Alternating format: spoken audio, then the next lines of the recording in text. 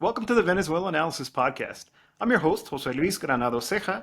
The Venezuelanalysis podcast brings you independent, on-the-ground, English-language coverage of Venezuela and the Bolivarian process. You'll hear news and in-depth analysis about the country, as well as coverage of leftist and grassroots forces. And on this week's program, I'm joined by Andreína Chávez, fellow staff writer over at Venezuelanalysis. We're going to be going through some of the news of the last couple of weeks. There's a lot of important things happening in Venezuela. Andreína, welcome to the show. How are you doing? Oh, thank you for welcoming me back. I haven't been in the show for a while now, but I'm glad that I'm back. I'm doing okay. How are you? Good, good. And so for our viewers, as you know, we've changed our format a little bit, a more conversational tone. That actually all started with you, Andreína.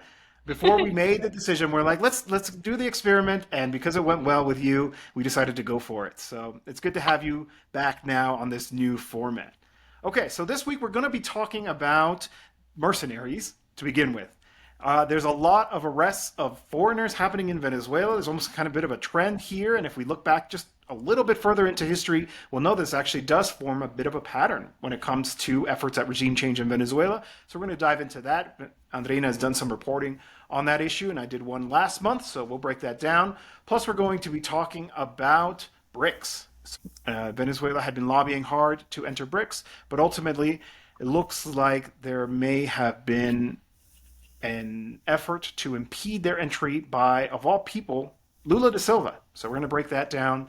And of course, a couple of other pieces of information around Venezuela. We know that there was a recent corruption allegation around the former oil minister. Again, there seems to be a series, a pattern where oil ministers get accused of corruption. So we're going to talk about that.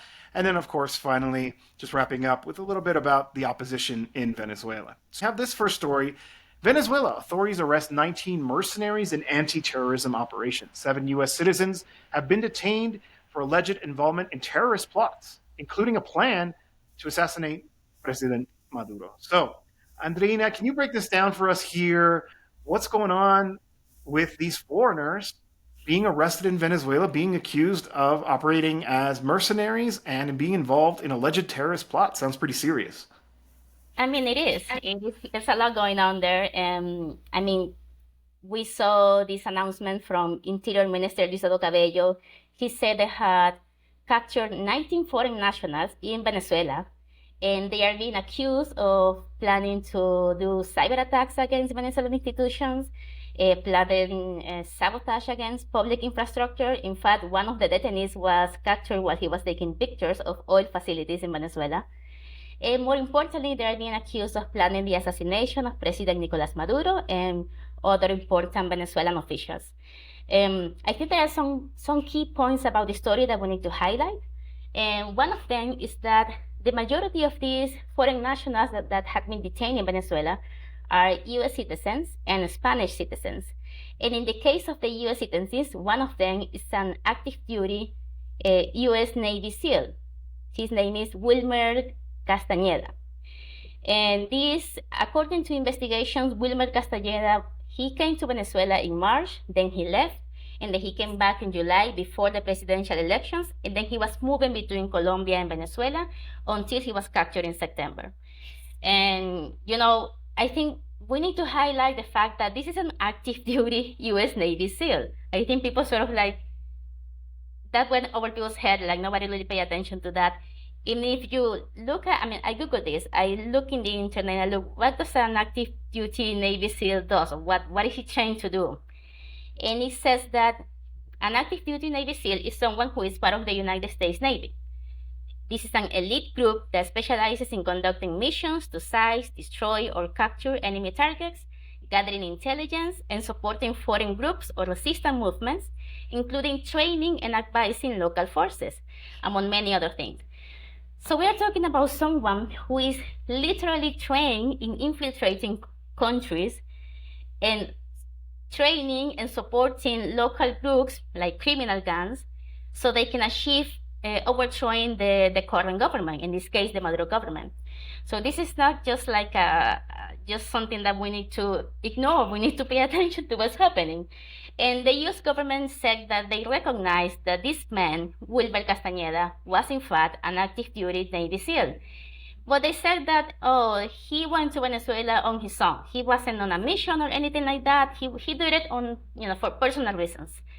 So, I mean, I kind of want to call bullshit on that because, I mean, how is it that a Navy SEAL, a man who is trained to infiltrate countries, just happens to choose to travel to Venezuela on his own, for pleasure or whatever? Like, it seems like such a stupid thing, Like, this is Venezuela. This is a country that the United States has labeled as an extraordinary and unusual threat to the United States. This is a country that the United States has imposed hundreds of economic sanctions. This is a country that has endured multiple coup attempts against the president of Venezuela. So no, it doesn't seem like a coincidence to me. Like, I don't think people are so naive that are going to think that this man was here just a coincidence. And of course, we can also say that, let's say that it's true. Let's say that the U.S. government is saying the truth, which would be something extraordinary. And this man was actually here on his own. He came here because he decided to come to Venezuela. So we need to remember that maybe he was motivated by the fact that the U.S. State Department has a price on Maduro's head of up to $15 million for capturing or assassinating Maduro. So either way, directly or indirectly, the U.S. government is involved in this terrorist plot in Venezuela. One way or another, they are responsible for these assassination attempts, for these terrorist plans that are going on right now, for all of these mercenaries that are being captured in Venezuela. In fact, Interior Minister Diosdado Cabello, he said that they knew that the U.S. intelligence agencies and Spanish intelligence agencies were behind this terrorist plot. And they also knew that this was happening with the approval, with the knowledge of many far-right Venezuelan politicians, such as María Corina Machado.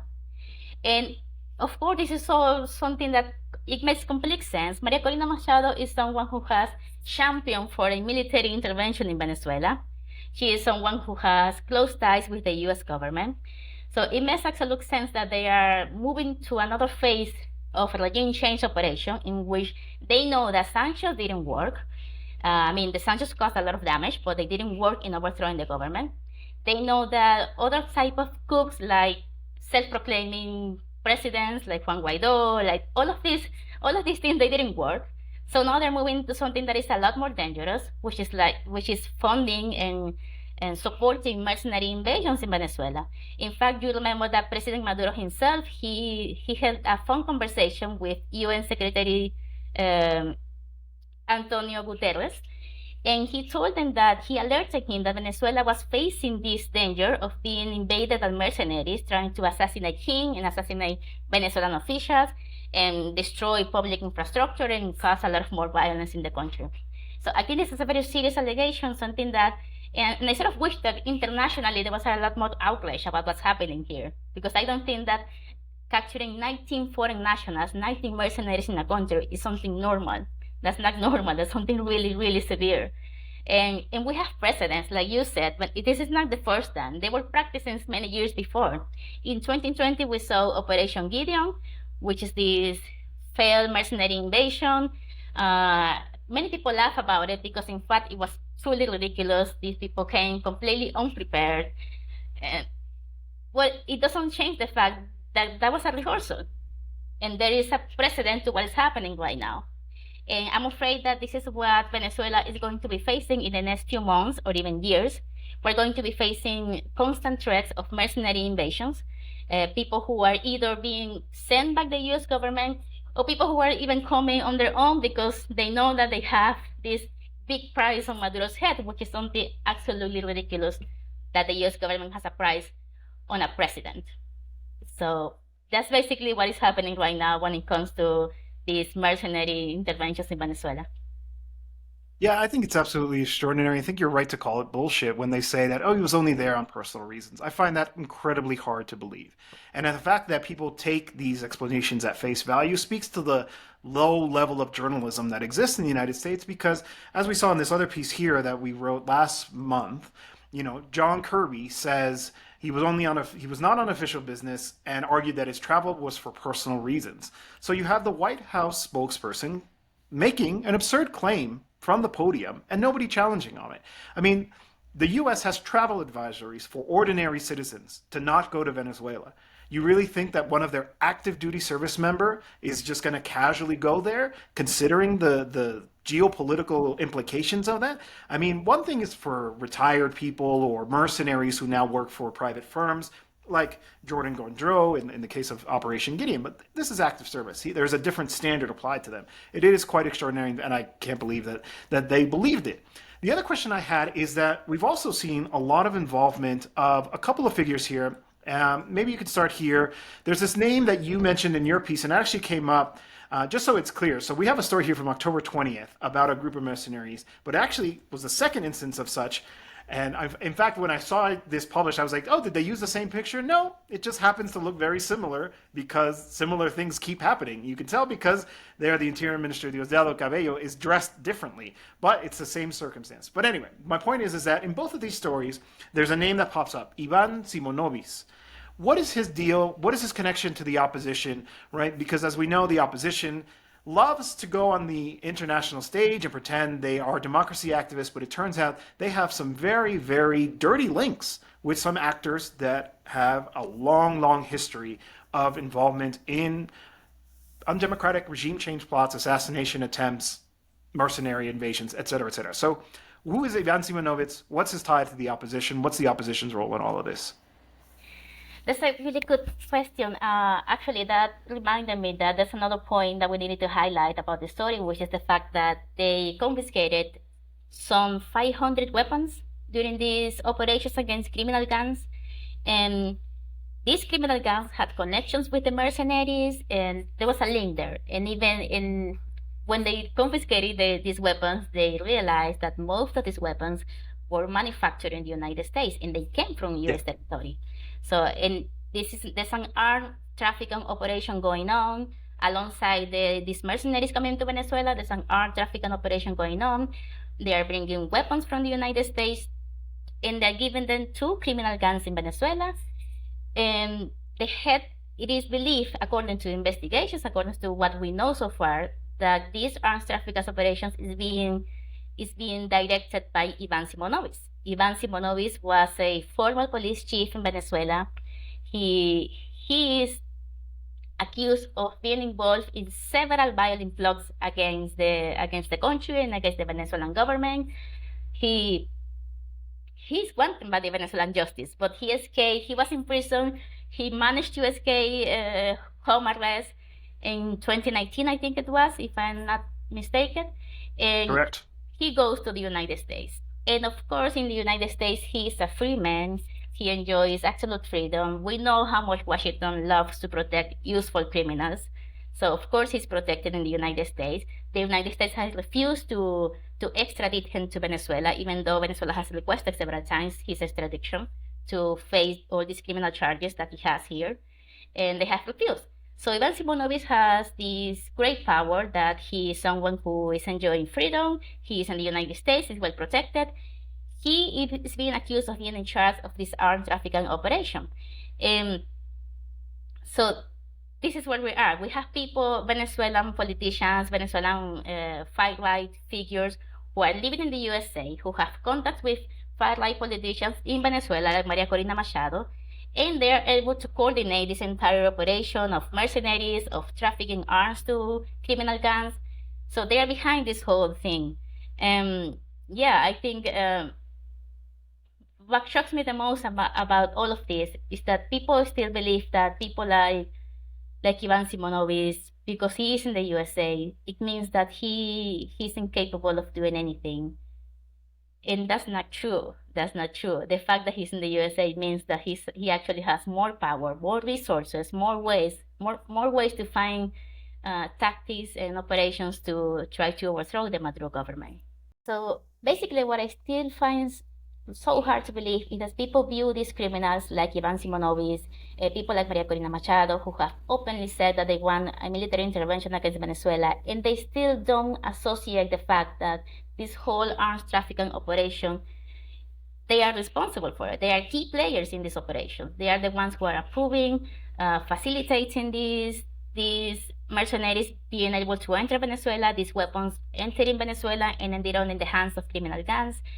So yeah, people like Iván Simonovis are are truly key players in this whole operation to try to overthrow the Maduro government, to try to create chaos in Venezuela, especially in a time when we are basically in peace, and we are sort of preparing for Maduro's new government to begin in January, and with a lot of hope that everything is going to work out even better, that the economy is going to continue improving. But no, we have to continue to fight these people, these criminals who are being protected by the United States government, who are sending weapons to criminal gangs here. But luckily, so far, I think the government has given a really good response to this arms trafficking operation, and maybe we'll see more guns being confiscated in these following months or even years. Yeah, I find it quite extraordinary as well the way that a story like this is handled by mainstream media because it totally destroys this false image of the opposition as being democratic actors. I remember there was this whole effort to whitewash María Corina Machado and try to portray her as some kind of liberal, like a progressive even, when she's a far right actor who's always entertained these kinds of notions. And even if you just dig a little bit, there are literally mountains of evidence when it comes to this. But that is the situation when it comes to Venezuela, unfortunately. It's almost kind of like meme status. You can quite literally say whatever you want about Venezuela and that'll be believed. But when it comes to actual things that are happening, I mean, they didn't pull these guns out of nowhere. There's literally a table full of them. There are people who are arrested facing serious charges and so little of that. It's often treated flippantly as if, oh, this is just Venezuela, making up stories because they're a horrible regime that deserves to be ousted from power. I mean, even when it comes to the assassination attempts, right? We saw the images of the drone exploding near the stage where Maduro was. And if you look up stories, they still say what he calls it an assassination plot, right? What our colleague Ricardo Vaz says, the Maduro says trick, always trying to make it seem like it's just a claim, even though quite literally we saw it happen. Right? I remember even in that instance in particular, they tried to claim that it was an extinguisher that had exploded. This is the level of analysis. And the most concerning thing when it comes to it is that the involvement is very clear. The US involvement is very clear. The opposition involvement is very clear. Here, this story is from this year. Jordan Gondreau, who was one of the masterminds behind Operation Gideon, which was a very evident case of mercenary invasion, is now treated again as if, this is just an invention by the government. Meanwhile, he's been arrested as a result of his allegedly illegal activities inside of the United States. So anyway, the other point I wanted to ask you before we move on to our next topic is that we've also seen Spain mentioned quite a bit, and the intelligence services of Spain mentioned this, because while it's always important to focus on the US empire, they don't act alone. And in fact, allegedly, there's a socialist in office in Spain right now, and his intelligence services, this is twice now, have been pointed to as being complicit. What can you say about the role of the European Union more broadly, but in this particular case, Spain, in shoring up the consensus around regime change in Venezuela? So as we know, the United States is always the leading force in trying to overthrow any government, but they always work alongside allies. And in this case, they have procured as an ally Spain. And Minister Diosdado Cabello was saying that Spanish intelligence agencies are also behind this plot. They are the ones recruiting these mercenaries and bringing them to Venezuela. I think the law you also have to remember that Edmundo González, who was a presidential candidate in July, and he lost the election, but he and María Corina claimed that they won the election. He ended up leaving to Spain in an agreement that he had with the Venezuelan government. He left for Spain, and Spain is not only protecting him, but the Spanish government is trying to create this idea that they are dealing with the actual president of Venezuela. They are welcoming him in a way that they're trying to create this narrative that Edmundo González won the election and that he's the president. So Spain, of course, is trying to, on one side, they're trying to create a narrative that Edmundo González is the actual president of Venezuela, even though that is not true. And on the other side, they're working behind the scenes with the US government to try to overthrow the Maduro government in the way that they have always done before, which is through violence. And on the other side, Spain is also trying to sabotage the Maduro government by supporting these mercenary interventions, by supporting the United States attempts to bring weapons to Venezuela, arm these criminal gangs, and create violence, and of course blame the Maduro government for any violence and for any death that happens in Venezuela. And we know that this is straight out from the playbook of the US government. Like, this is exactly the sort of thing that they do. They arm people, they arm criminal gangs in other countries, and then they claim that this is the fault of the government, and then this is this is what they use to intervene in this country and to overthrow any government. So, and unfortunately, Spain is now an ally to the US when it comes to these violent plans against Venezuela. Yeah, I think it's absolutely important to point out, especially the role of these junior actors in the U.S. imperialist plots in Latin America. I think particularly in Spain, in the case of Spain, right? There's always this effort to try to use their position as not being the U.S. In order to kind of more subtly, essentially, reach the same aims, right?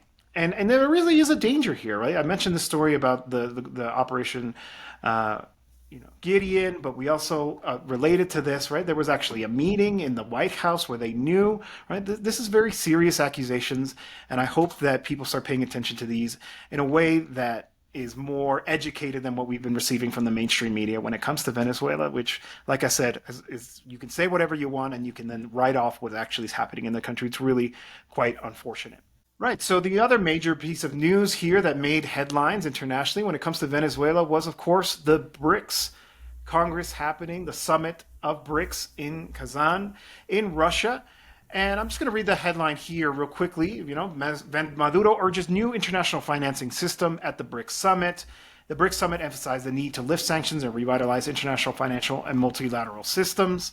Venezuelan President Nicolás Maduro participated along 35 other leaders at the BRICS summit held in Kazan, Russia, where the bloc welcomed 13 new partner members. And so, of course, we have the picture here. And, we were just talking about the fact that there is dishonest coverage of Venezuela, especially in the English language media. But even on this one, they tried to portray this scene where Maduro had a bilateral meeting with Putin, as if Putin was telling him, oh no, you're not allowed to pose with the rest of us because we didn't let you. It was all fake news. I know that's a term that's been really abused, but essentially fake. And a lot of people believed it, right? Because again, when it comes to Venezuela, they believe anything. The truth is that Maduro participated fully, had a bilateral meeting. But of course, I was hoping we could have a conversation about what is the real headline coming out of this one, I think, which is that Venezuela was not admitted as a member of BRICS. And it looks like it was actually the result of a veto by Brazil, by President Lula da Silva's government. He wasn't there in person. Apparently, he suffered a head injury and couldn't travel. But ultimately, the message was received. And ultimately, Venezuela is not a BRICS member. We can have a conversation in terms of what the implications of that, but kind of fill in the gaps here. What happened? Is it true? Is it right to believe that Brazil basically vetoed Venezuela's entry? Yeah, so first I want to start by saying that indeed the BRICS summit was sort of like the most important news of the week, and I feel like everybody in the world was sort of watching it and expecting the good news that Venezuela was going to be announced as a new member. And of course, I understand the expectations. BRICS has become this sort of hope for the global south, that this is the organization that is finally going to bring multipolarity to the world, that is finally going to allow that developing countries like Venezuela and many other countries of the global south finally achieve the independence and the social development that they deserve, that they so desperately need, but they're being blocked by the US government, by US imperialism. So something that was different in this BRICS summit is that they invited presidents from different countries who are aspiring to become part of the BRICS. And among them was Venezuelan President Nicolás Maduro. And Maduro himself said that this is the first time that he was personally going to a BRICS summit. And he even got to give a speech in this BRICS summit, which was a really good speech, and I hope people go to listen to it. Maduro basically, he told the BRICS nations, stop wasting time and please, let's move forward to a new international financial system. Let's please create the BRICS Bank and let's use different currencies from different countries so we can all participate in international trade in fair conditions, in equal conditions, and without relying on the US dollar. He also said something that I think is really important, which he practically said he condemned the United Nations for doing absolutely nothing in the face of the genocide in Gaza. And he basically said, it seems like the International Court of Justice only exists to persecute and to punish global South nations, and it's absolutely true. And so it is a really good speech. Another thing that we saw in this summit is that Maduro met with several presidents, several leaders, and this is something that it caused a lot of talk because mainstream media is always saying that Maduro is isolated. They're always saying that, yeah, like the Venezuelan government, nobody wants the Venezuelan government, nobody accepts them. And we saw Maduro meeting with all of these presidents, among them Xi Jinping from China and Russian President Vladimir Putin. And Vladimir Putin even said publicly that he fully supported Venezuela's aspiration of becoming part of the BRICS. However, even though we saw this amazing speech by Maduro, this absolute welcoming that the BRICS nation gave him, and Putin publicly supporting Venezuela entering the BRICS, however, Venezuela is still not a member of the BRICS. And in the summit, they even announced that 13 new countries were going to enter the BRICS under a new category called partner countries, which is not full membership, but they can still engage with BRICS initiatives with BRICS nations. And Venezuela didn't make this list of partner countries. And I think we were all a little bit heartbroken and just sort of disappointed that it didn't happen, you know? Not only because Venezuela and President Maduro and Venezuelan government has been campaigning really hard to be part of the BRICS, but also because if you think about it, Venezuela has been under US sanctions for almost half a decade, and becoming part of the BRICS will really be the thing that we need as a country to finally overcome US sanctions once and for all. So it would be really, really, really good for Venezuela to become part of the BRICS. And Venezuela also already shares so many values and principles of the BRICS nations, you know? But more importantly, and I want to really highlight this part, emphasize this part, the BRICS needs Venezuela too. You know, if the BRICS want to be successful, they need countries like Venezuela. Why? Because the BRICS is about bringing together the most important economies of the world, the most important producers and consumers, so they can actually create this new global economy and this new and be able to exchange, to do international trade with different currencies. And they need Venezuela. Venezuela is right now the country with the largest oil and gold deposits in the world. We have the largest oil reserves in the world. And this is really important for any organization that wants to build a new economy. Venezuela cannot be outside this equation of the BRICS nations. Venezuela has to be part of the BRICS in order for this new economy, this new financial system to actually be able to sustain itself. So that's what I think, that the BRICS needs Venezuela as much as Venezuela needs the BRICS. And I think it's really, really regrettable that now we know that the reason why Venezuela is not part of the BRICS is because President Lula da Silva, or the Brazilian government in general, is blocking Venezuela's opportunity to be part of the BRICS. And I think this is political. I think that most likely Lula is under pressure by the US government not to recognize the Maduro government. I think he is under pressure to try to continue to instigate this idea that there should be a political transition in Venezuela. And I think that's the reason why he is blocking Venezuela entering the BRICS. But in reality, what Lula or what Brazil is doing is that they are dealing a really hard blow against global nations in general, against South nations in general, against all of the peoples in the world who are fighting against US imperialism. They're not damaging Venezuela. They are damaging the BRICS initiative. They're damaging the aspirations of global South nations to actually become independent and achieve social development the way they should be. So this is really unfortunate because, like I said, this isn't something that is just damaging Venezuela. It is damaging the entire BRICS initiative. I think I couldn't say it any better. You mentioned Maduro's speech, and I wanted to put this here up on the screen. We shared a subtitled clip of that speech where you actually talked about this ongoing genocide happening in Palestine committed by the Zionist entity there. So I think if people have a chance, come check out our Twitter page, Venezuelanalysis, and follow our news as well, where we always provide updates, but also provide these kinds of clips. It's subtitled in English for you to hear for yourself. And I think one of the things that was really strong about that is that he did it in the presence of the Secretary General. As we saw in this other picture here from the story, Antonio Gutierrez was there. So I think, saying these words to him while he's in there, I think is a really important statement. It speaks to Venezuela's place in the globe, despite what Lula tried to do at this summit. And I think it's really quite unfortunate. And I give a moment of here of analysis. I think you're right. I think he's definitely motivated as a result of U.S. pressure. I think Lula has always kind of occupied that space, even in the first pink wave earlier in this century. He was always kind of seen as the more closer to the center, more willing to accommodate the interests of imperialism. There's a lot of writers who talk about Brazil being a sub-imperialist power, and as a result trying to kind of find a bit of a negotiating room with U.S. imperialism, the obvious powerful entity here in the hemisphere. But ultimately, I wanted to reiterate a point you made, which is that what this does is actually harms BRICS. Now, Lula can believe what he wants about the election, right? And I've seen a lot of Venezuelan voices make this point too, which is that he can think what he wants about the result. He can feel like it didn't meet his standards and his demands, but it's not up to Lula and it's not up to his government to decide what happens in Venezuela. That is the point of sovereignty. And one of the things that we've always stressed here on the program and on the website is that Venezuela's sovereignty and Venezuela's institutions must be respected. And those institutions made the determination saying that Maduro won.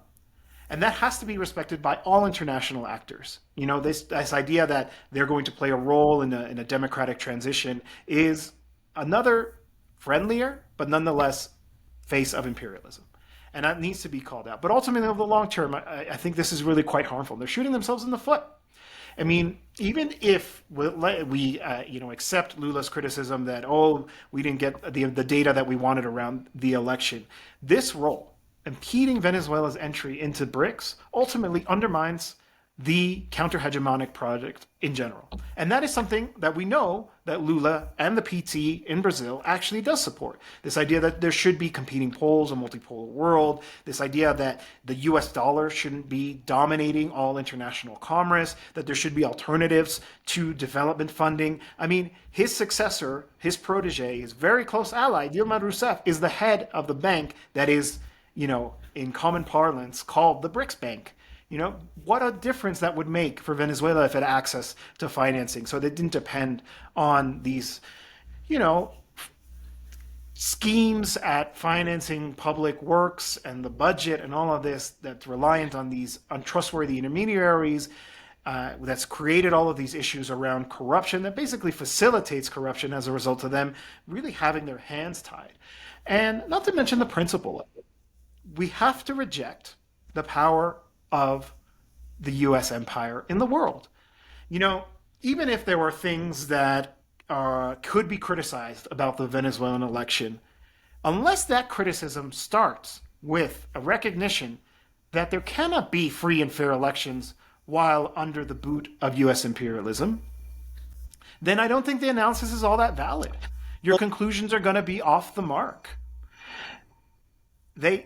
Lula, in a sense, is giving us an opening to undermine Venezuelan's institutions, the Venezuelan government, all of that, without recognizing what is the primary force in this, which is U.S. sanctions. So even if you did believe, what the opposition claims about the election, the fact that he doesn't talk about U.S. sanctions, which ultimately are the force here, is really disappointing and ultimately undermines their own strategic objectives, right, around building a multipolar world. Because now Venezuela, battered by sanctions, doesn't have that entry into BRICS when it is one of the primary countries that should be. And I think you also said it, right? It's not just about, their economy's in rough shape. There's a lot of countries that, are struggling that are members of BRICS because there's a broader idea that they're supposed to obey to. Now, I mentioned that, the financing schemes that Venezuela has had to go and develop, these intermediaries working with other unreliable partners, has lent itself to corruption. And that brings me to the final story that I wanted to talk about with you here today, which is that, so the former oil minister, Pedro Tellechea, was detained over, quote, serious crimes that threaten the highest interests of the nation. So, of course, there is allegation corruptions.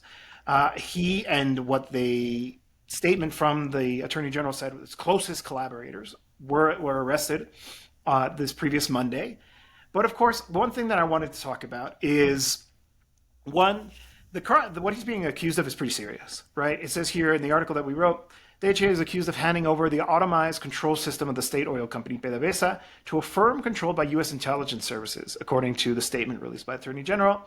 And the press reports added that there was a series of arrests at PDVSA in recent weeks that kind of gave people a clue that there was something going on here. But the other thing, and I want to jump off here what Maduro says, bureaucracy, corruption, and treason are other threats that haunt the people. We're in a tireless battle against corruption and treason. Let no one get tired. I will not rest in the fight against bureaucracy, the corrupt, and the traitors, no matter who falls. Now, he's just the latest oil minister to have been detained as a result of, misconduct allegations. He himself was replacing Tarek El Isami, who similarly faced very serious corruption allegations and is now currently arrested and charged with misappropriation of public funds, influence tracking, money laundering, and treason. And of course, there's actually quite a few. Eligio del Pino, Nelson Martinez, and the big fish, who is currently on the lam, running away from Venezuelan justice, Rafael Ramirez.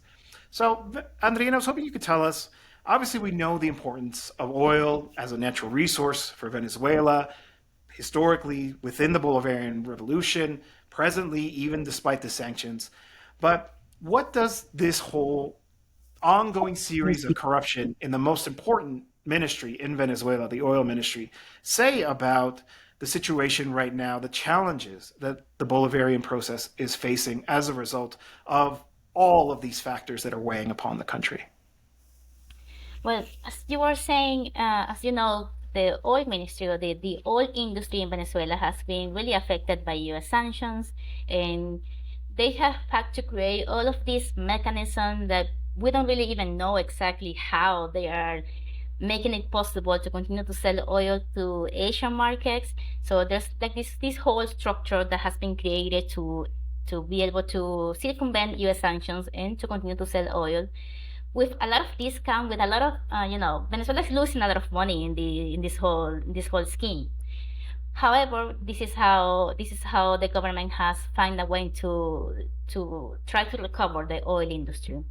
So of course, when we hear the news that once again an oil minister is being detained for corruption or because he's working with U.S. intelligence agencies, it is completely disheartening, and you feel like, oh wow, this is happening again. And we've heard this story over and over again. And it is really sad to realize that anyone who is appointed in this post as an oil minister, sadly, this person is going to always be approached by the US government, by US intelligence agencies. That is something that is going to happen every single time. I think, of course, because this is the oil minister, the US needs to know what is Venezuela doing to be able to sell oil to other countries when we have imposed sanctions in every single way to stop this from happening. So, of course, these people are going to be approached. It is terrible that most of them ended up becoming allies of the US government, and they do it, of course, for what else are they going to do it? For money, because we're talking about people who are apparently easily corrupted. And although this news is really terrible for Venezuela, at the same time, I feel like, oh, but these people are being caught. These people are being monitored. They're being constantly investigated to the point that they now last a few months, maybe a year in the post, and they are immediately detained because they know what is going on. So I think there's a silver lining here. There's like a good side, and the good side is that we no longer have people who stay in the oil ministry for many years, like it happened with other ministers before, and they were doing all of this. They were being corrupt, they were stealing from PDVSA, they were complying with the US government, and this was going on. It's just that we weren't investigating these people because there was like this absolute trust that if you are in the oil ministry and you are part of the Socialist Party and you are a high-ranking official of the Venezuelan government, it means that of course nobody's going to investigate you. You are someone important and someone to trust. And that is something that it's not applying anymore. The government is no longer saying everybody is free to do whatever they want with I trust you implicitly. That's not happening anymore. If you become oil minister, you need to know that you are not going to be monitored and investigated since the moment you are in this position.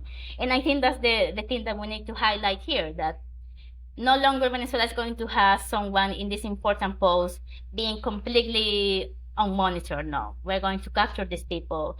Nonetheless, I think this is damaging for the oil industry because this constant renewal of one minister, another one, of course, this causes some setbacks. But I think the opposite will be having Teleshea or having the previous minister Tarek El Aissami to be on the post and to continue doing what they were doing, damaging even more the industry. So that's the opposite. I think I prefer the reality that we have now. Yeah, I'm inclined to agree with you. And I hope that the people who continue to get caught up in these corruption allegations actually do some self-reflection, right? And I hope whoever comes in next also understands that there will be greater scrutiny and hopefully are less tempted. But again, kind of we talked earlier about principles, right? Like recognizing the principle of this. We're talking about a country that is standing up to the most powerful, most well-armed, richest empire in the history of the world, who is resisting, whose people have made enormous sacrifices to be able to defend their national sovereignty, their dignity as a nation, and then to allow yourself to be seduced in the face of that, to take money for yourself, or to work with U.S. agencies that the enemy of your own nation. I mean, this lack of of patriotism by some of these, right? But also the impact that it has on the working class, on the campesinos, the people who have sacrificed, who've paid the price of U.S. imperialism, of U.S. unilateral coercive measures, right? To understand that they're the ones who are going to suffer by you engaging in these corrupt acts. And, we hope that this is the last of the series, but I think very, very concerning that it continues to happen. And I think also worth repeating, I won't tire saying it. We said it here in this article, right? The oil industry is impacted by sanctions.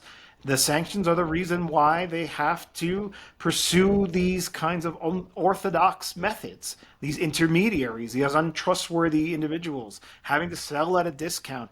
And of course, it does open up the door to more corruption. You would hope that people were stronger than that, but the fact that Venezuela is in this position is a result, first and foremost, of the regime change strategy, which is what we've been talking about this entire episode. And before we go, I did want to end on what I consider to be good news, which is this headline. Opposition leader Maria Corina Machado has fled Venezuela. She's left the country, as my sources tell me she's fled, said President Nicolás Maduro during a live broadcast earlier this month. I actually really liked it. I don't know if you saw the clip, Andreína, where he's like, "Y se marchó," and everybody starts singing along, right? Like, this is not a woman who is loved by the Venezuelan people, despite the PR exercise. Now, to her credit, in her defense, she claims, "I'm here in Venezuela." Again, I saw the video where she says it, which is against the blank wall. So there's really no way. It's not like she held up that day's newspaper. Yeah. So who knows where Maria Corina Machado is right now. If you ask me, I'm inclined to believe Maduro over Maria Corina Machado. I don't think she's in Venezuela anymore. I think they understand that they don't really have the strength to pull off what they were aiming for, which is kind of like a Guaidó 2.0 thing. Edmundo Gonzalez continues to claim that he's the president. She continues to, go on her rants against the government, but I think in a lot of ways, it's not over, but this is a pretty significant blow. How can you possibly try to take the presidency when your major figure and the guy who claims to be the president-elect aren't in the country? So, ciao, Marina. Ciao, Edmundo. No te queremos aquí. Indeed. All right, Andreína, we reached the end of the program. We had some technical issues. I hope you don't mind it too much. Hopefully they're not noticeable to you, our viewers and listeners. Check us out. Give us a like. Subscribe for more, but most importantly, tell your friends. Let them know about the program. and share it so that we can get more people talking about the things that never talked about when it comes to Venezuela, providing on the ground coverage of course, Andreína, based in Caracas, very privy to everything happening in the country. As always, it's been a pleasure having you here. Any last words, Andreína? Oh, same as you. I'm so happy that both Maria Corina and Raimundo left the country finally. All right. Well, that brings us to an end of another episode. Like I said, like and subscribe, share with your friends, and we'll see you next time.